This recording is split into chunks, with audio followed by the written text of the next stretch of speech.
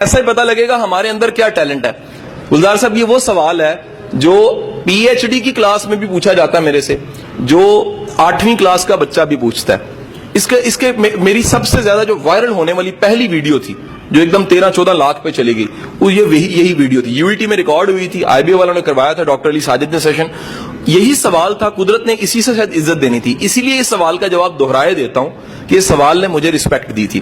سوال یہ ہے کہ ہمیں کیسے پتا لگتا ہے کس کام کے لیے ہم بنے ہیں.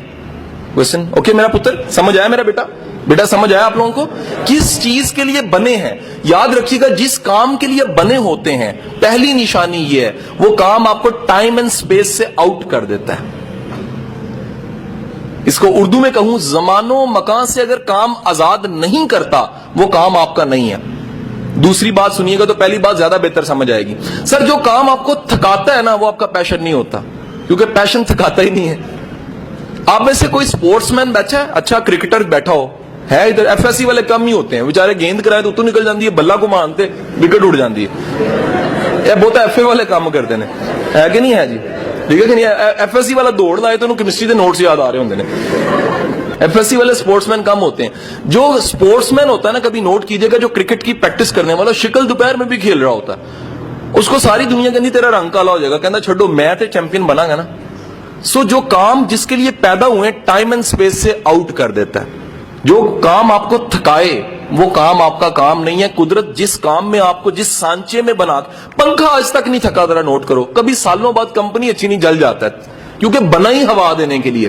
اس سے ذرا کوئی اور کام دے کے دیکھیں, اس سے کوئی اور کام لیں, اس کے لیے بنا ہی نہیں ہے. آپ کا قلم جون سا قلم جسے لکھتے ہیں وہ لکھنے کے لیے بنا ہے, ختم ہوتا ہے تو تھک جاتا ہے, کیونکہ ختم ہو گیا نا, وہ اس کی ڈیتھ ہو گئی. لیکن یقین کیجئے وہ لکھتے ہوئے کبھی نہیں آپ تھکتا, خود نہیں تھکتا. کیسے؟ کیونکہ اسے بنایا ہی لکھنے کے لیے گیا ہے. چھری کا کام کاٹنا ہے, آپ اس سے کوئی اور کام لے لیں وہ خوش ہو کے نہیں کرے گی. لیکن ہمارے ملک میں تو پین سے بڑے کام لیے جاتے ہیں, نالا پانی بن جاتا ہے, اس کے بعد مسواک بن جاتا ہے, کانوں میں بھی ڈالا جا رہا ہوتا ہے, ناکوں میں بھی ڈالا جا رہا ہوتا ہے, اور اگر نقل لگانی ہو تو پچھلے کو بھی مارا جاتا ہے کہ مینو 10 جی, وہ بھی مہربانی کرتا ہے کہ غلط بتا دیتا ہے. نقل لگانے والے سے سارے سوال مطالعہ پاکستان کے پیپر میں کہ مسلم لیگ کب بنی تھی, اگلے سے پوچھ لیا پین مار کے, پھر پوچھ لیا, سارے سوالوں کے جواب اس نے بتا دیے. آخر میں اس نے خود سوال آگے والے نے پیچھے مڑ کے کیا, اور یار یہ پاکستان کب بنا تھا, تو اسے پتا لگا وہ سارے جواب جو اس نے لکھوائے تھے وہ سارے غلط تھے, جس کو پاکستان بننے کا نہیں پتا. حضور والا یاد رکھیے گا, دوسری چیز ہے تھکاوٹ کا احساس نہیں ہوتا. سر تیسری بات یاد رکھیے گا, جس کام سے قدرت نے آپ کے ساتھ جوڑنا ہوتا ہے, قدرت نے پیدا کیا ہوتا ہے جس کام کے لیے, اس کام سے آپ کی عزت جڑ جاتی ہے, آپ اسے رسپیکٹ کمانے لگ پڑتے ہیں. اگر آپ کا کام, میں اساتذہ کرام کو, پروفیسروں کو پورے پنجاب کے ہیڈ ماسٹر پڑھانے کے بعد یہ بات کہتا ہوں کہ خدا کے بندوں, ٹیچنگ ایک ایسا پروفیشن ہے جس میں ذات کا چوڑا بھی آ جائے تو عزت کما جاتا ہے.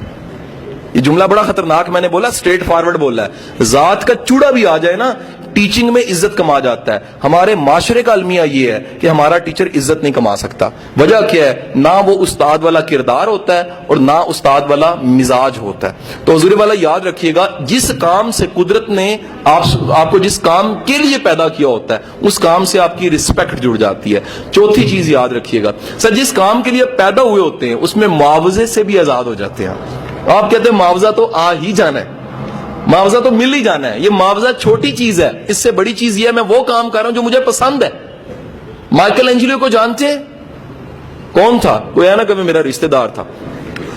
ایچ ایس این میں کلاس ہو رہی تھی تو ایک ٹیچر نے پوچھا کہ یہ بلوچستان کا گورنر کون ہے؟ ایک نے ہاتھ کھڑا کر دیا, کہتا میرے ماموں ہیں, اور وہ سچ بول رہا تھا کہ وہاں تو ساری جون سی جنٹری بیٹھی ہوتی ہے. تو حضور والا مائیکل اینجلو کو جانتے ہیں آپ میں سے؟ مائیکل اینجلو ایک ایسا انسان تھا جس نے بائبل کو مجسموں میں اور اپنے جو گرجائیں ان میں کنورٹ کیا, سارے پورٹرے اس کی چیزیں بنی ہوئی, پتھر کو کنورٹ کرتا تھا. آج آپ نے جا کے گوگل پہ مائیکل اینجلو لکھنا ہے, اس کے بنائے ہوئے مجسمے آپ کو ایسے لگیں گے اصلی ہیں.